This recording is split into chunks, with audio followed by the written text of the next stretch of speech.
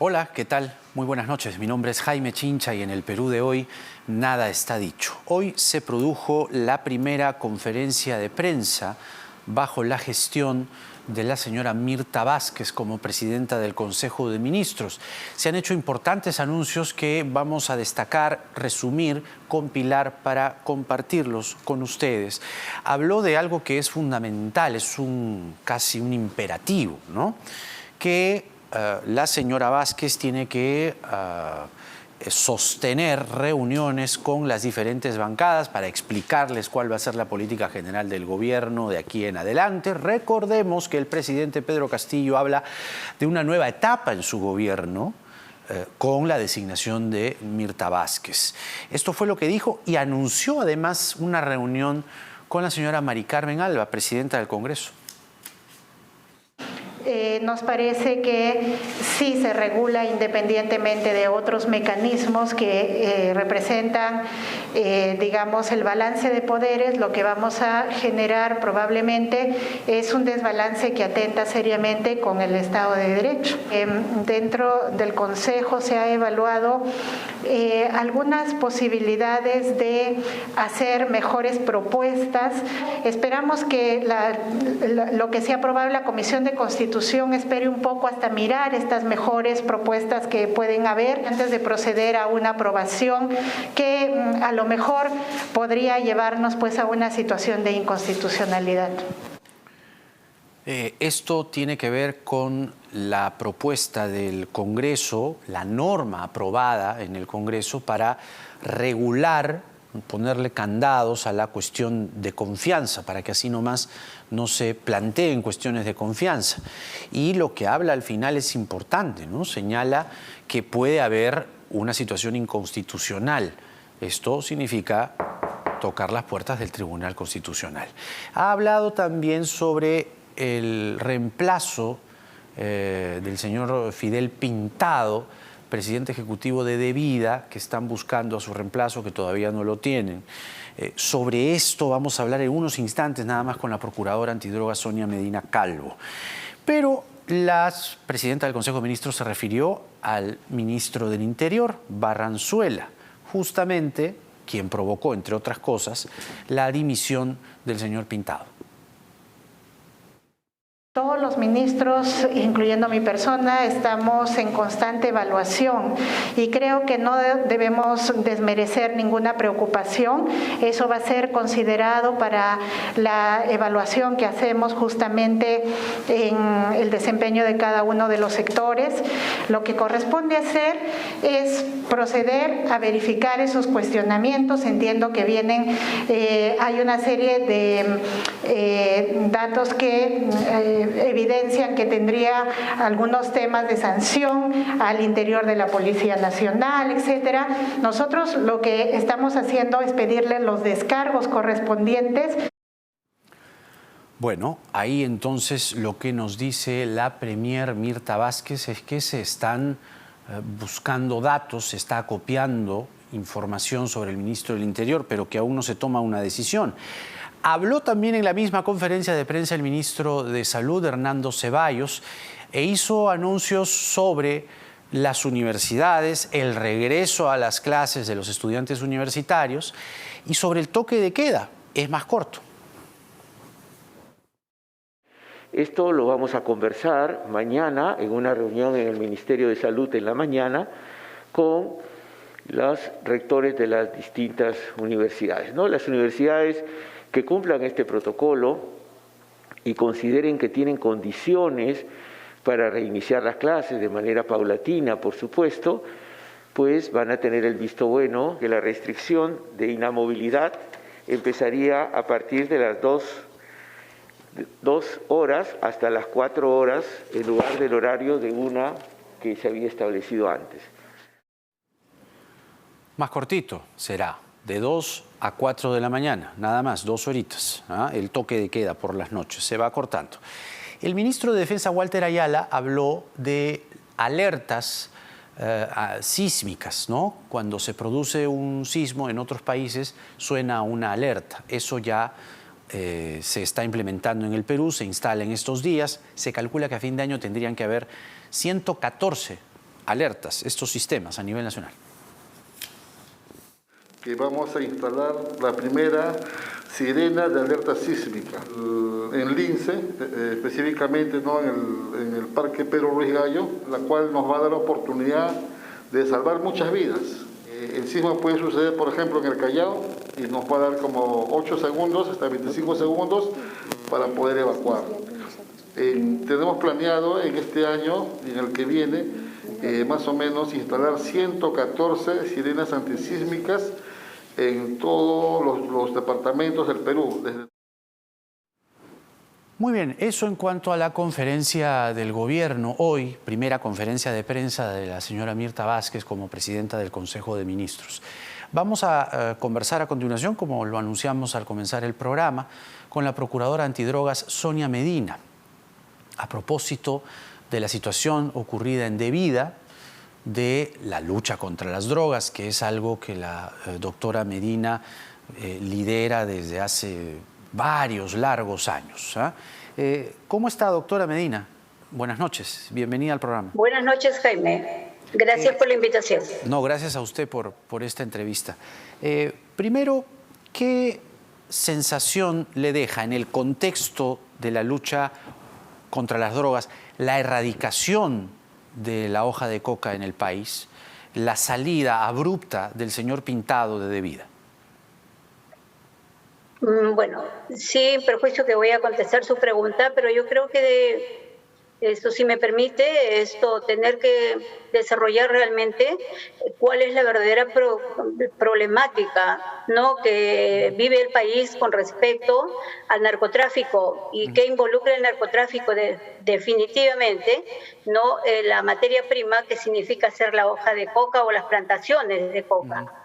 ¿No? Entonces, yo creo que debemos empezar por allí para poder entender el verdadero problema que nos significa como país, ¿no? Más allá de repente de los entes comprometidos en la lucha antidrogas, entre ellos, qué duda cabe, que es el ente rector de vida, ¿no es cierto? Entonces, por eso le decía, voy a contestar a su pregunta en específico, pero si también me permite hacer una reseña de la problemática, ¿sí? Claro que sí, claro que sí. Bueno, lo que justamente tiene que ver con toda la problemática de la erradicación, ¿no?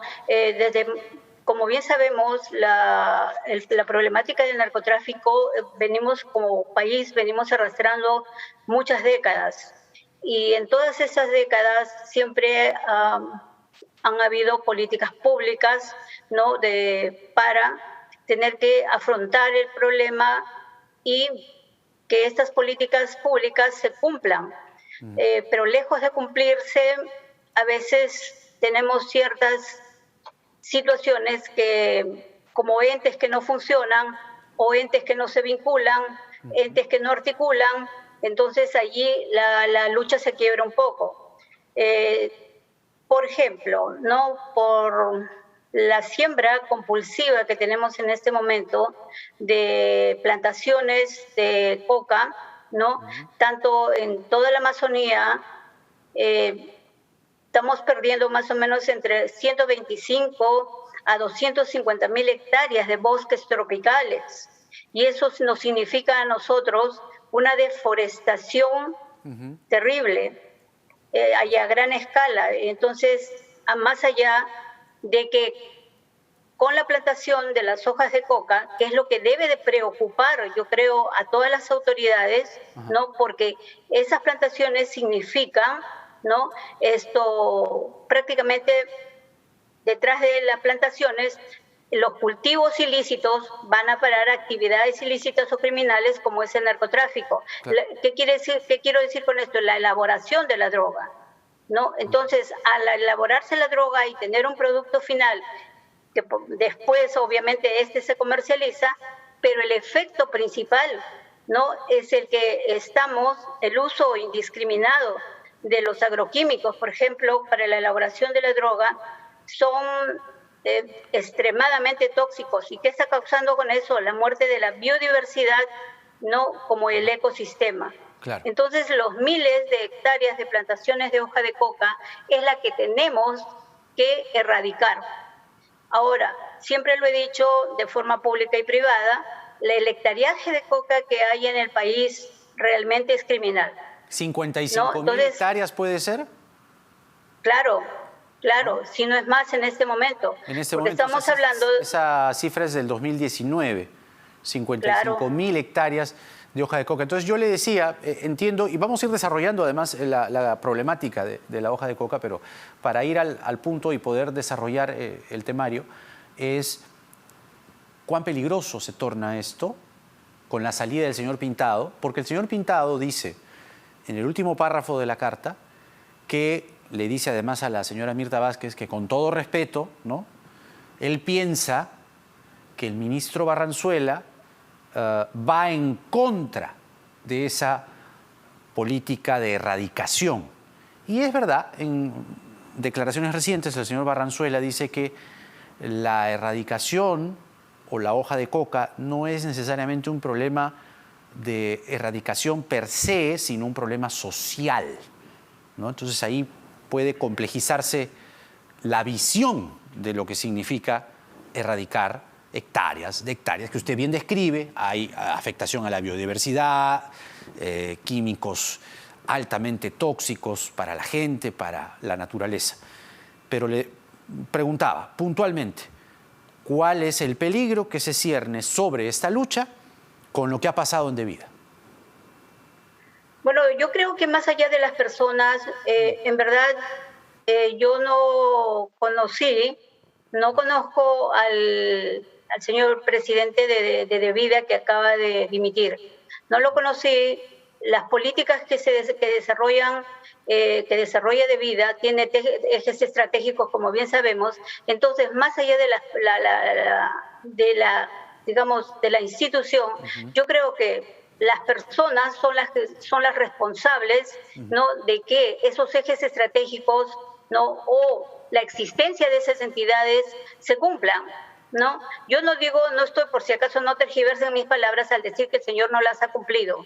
No, simplemente es que esto provoca un cisma verdaderamente. Yo no sé, he leído también la carta del señor Pintado, pero no sé más allá qué otros móviles haya tenido para su renuncia.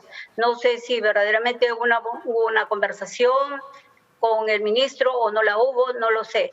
Sus motivos y razones las ha expuesto en la carta y eso es todo lo que sabemos.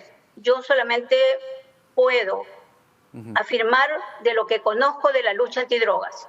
Y definitivamente, vuelvo a repetir, Devida es excelente rector, ¿no? Entonces, considero la entidad existe, las políticas públicas existen y los ejes estratégicos que diseña la propia política estratégica de la lucha antidrogas, que en este momento inclusive ya está diseñada al 2030, esto simplemente se cumple, se tiene que cumplir.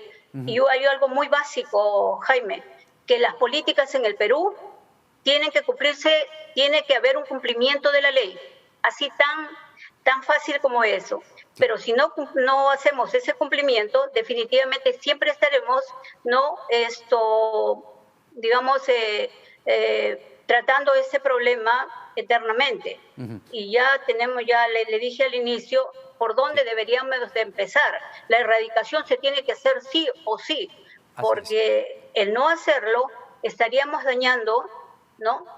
Es altamente lesivo, primero como imagen de país. No estamos cumpliendo con los convenios internacionales, no estamos cumpliendo con las políticas internas y se relajan las propias instituciones. Entonces, ¿de qué lucha estaríamos hablando? Claro. También lo digo muy crudamente, ¿no? Ajá. De que a veces se guarda mucha hipocresía en cuanto al tema. ¿En qué sentido? ¿Perdón? ¿En qué sentido la hipocresía? En que no se cumplen las políticas públicas. Se dicen, están en blanco y negro, se escriben, como le digo. Hay una nueva política, inclusive esta ha ido más allá, ¿no? Estamos en la estrategia, en el Plan Nacional Estratégico al 2021, ahora 2022 al 2030, ¿no? Hay nuevas estrategias y esperemos que estas se cumplan. Y si no, por eso repito, ¿de qué lucha estamos hablando? Exacto. Ahora, usted le dice hoy a Perú 21 que a usted le consta o le constaba que había fecha para la erradicación en el BRAEM y esto se vio abruptamente interrumpido, ¿no? Cuéntenos qué es lo que puede compartir con nosotros y nuestro público de lo que sabía sobre esa fecha. Bueno, la verdad le voy a aclarar algo. Yo pertenezco, ¿no?, al Ministerio del Interior como a la Procuraduría General del Estado, por cuanto el sistema de la Defensa Jurídica del Estado pertenece hoy a la Procuraduría General. Así es. ¿No? Antes de ello, yo sigo perteneciendo igual administrativamente al Ministerio del Interior y como tal, ¿no?, esto es natural y normal que yo tenga que despachar o tenga conversaciones y de acuerdo a la problemática con cada ministro. Así es. ¿No? Y digamos, el ministro Carrasco no ha sido diferente. Él se interesó mucho por saber, ¿no?, qué estado estaba, digamos, un informe situacional al ingreso de él en el cargo, de saber, que creo que era muy propio y le corresponde a cada ministro tener un informe situacional de cada entidad que están bajo la tutela del Ministerio del Interior.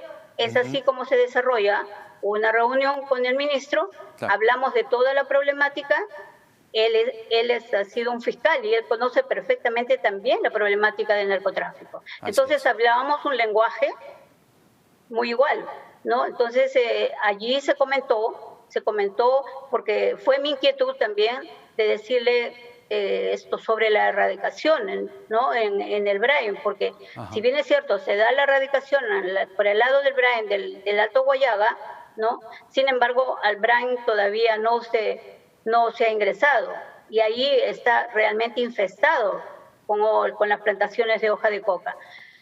Y bueno, surgió la conversación y surgió digamos, mi presentación situacional, ¿no?, como entidad y mis inquietudes, ¿no?, frente a la lucha, y ahí fue la conversación y sí me dijo que el ministro Carrasco en ese momento me dijo sí, se va a erradicar sí o sí este año.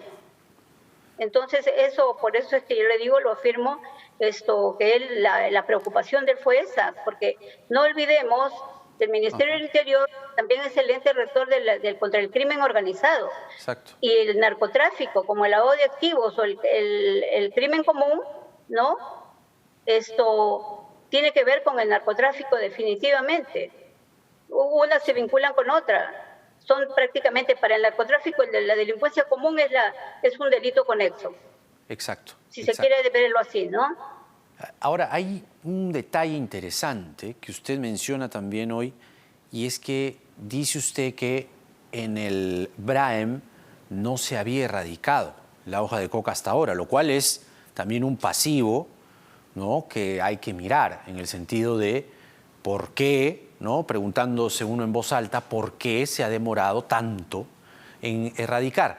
Y le digo más, que justo cuando un ministro toma el caso, toma la problemática, toma el toro por las astas, como se dice, y busca erradicar, de pronto sale.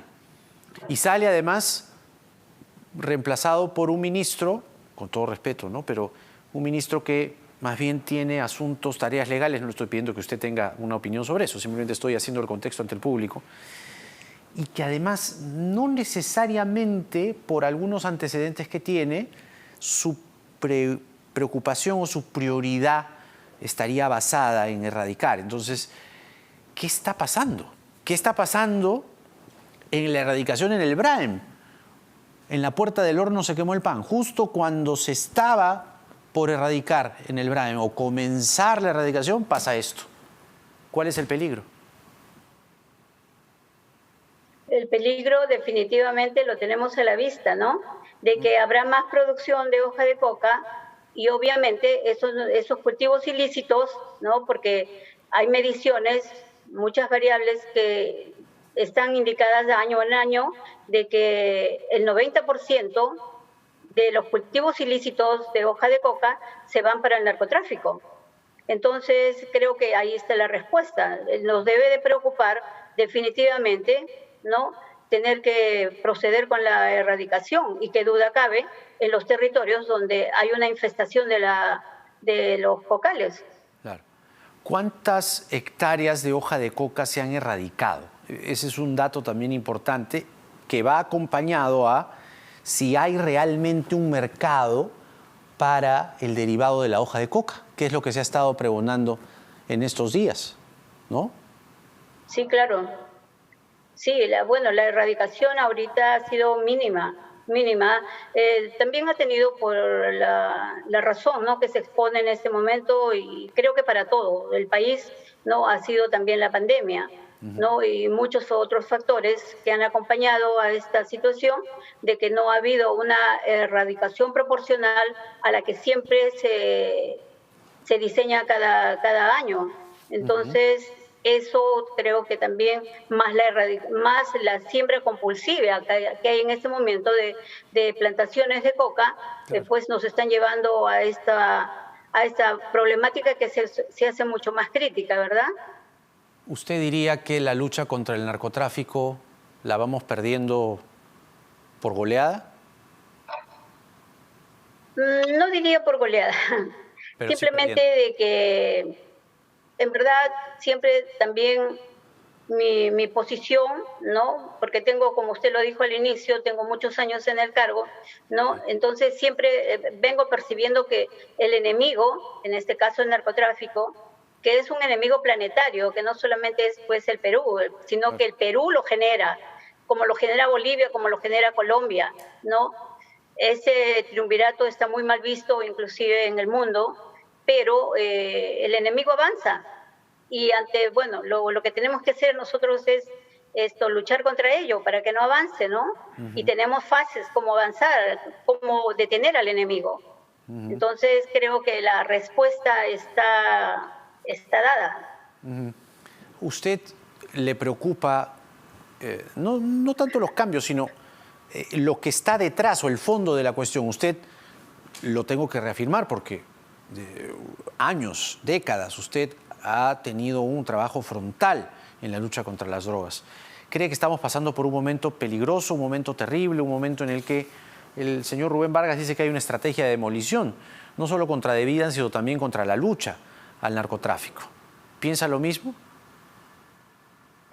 Sí, pienso lo mismo, digamos, pero con ciertas variables, ¿no? Porque no solamente aquí está el tema de la Procuraduría, ¿no?, o está el tema de Devida, sino hay otros entes también comprometidos, otros actores, mejor dicho, en la lucha antidrogas, ¿no? Entonces yo creo que tenemos que, en este caso, el gobierno, el Estado, tiene que preocuparse, ¿no?, de sobremanera, por ejemplo, en la Policía Nacional, ¿no?, preocuparse de una policía especializada, fortalecer a esa entidad.